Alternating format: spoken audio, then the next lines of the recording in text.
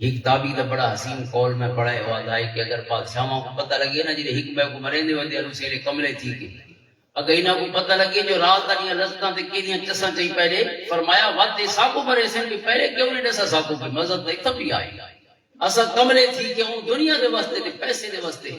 تھک موئے ہیں بندے ہی مارے سے تے آپ ہی موئے ہیں تے زخمی تھے ہیں لیکن کوئی شے حاصل نہیں کی اسا رب دی رضا واسطے اگر وہ کام ہی کروں تو اسی کی لذت ہے لیکن اسا اپنی جان واسطے اور اپنے ذاتی پیسے اور ملک بدھاؤن واسطے محنت کی تھی لہذا ملک کے نیم شخص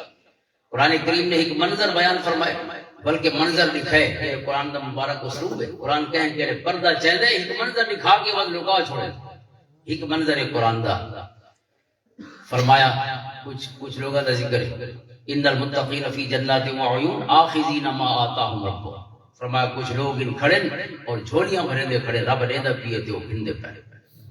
یہ منظر ہے قرآن نے ایک دم منظر کھولے تے پردہ وال بند کر چھوڑا بند کر کے فرمایا تو فاگڑسو فلیش بیک ٹکڑی ہن ذرا پیچھے وال کے دیکھو کیڑے جنے آج جھولیاں بھرے دے کھڑے اللہ دی بارگاہ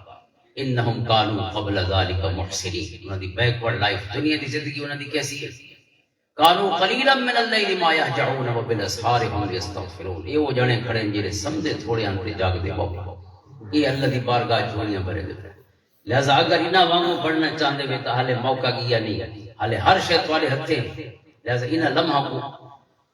قیمتی بڑا گنو اپنے واسطے